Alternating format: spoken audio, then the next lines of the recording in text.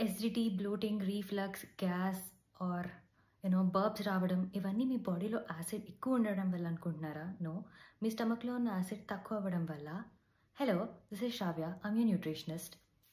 Acidity అంటే acid ఎక్కువ అని అనుకుంటాం కదా! కాకపోతే ఎసిడిటీ అంటే యాసిడ్ తక్కువ ఉండడం. చాలామంది ఇది మిస్ అవుతూ ఉంటారు.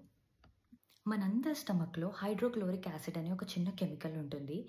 ఈ కెమికల్ మనం తినే ప్రతి ఫుడ్‌ని బ్రేక్ చేస్తది. Be it rice, sambar, chapatis, dal whatever it is.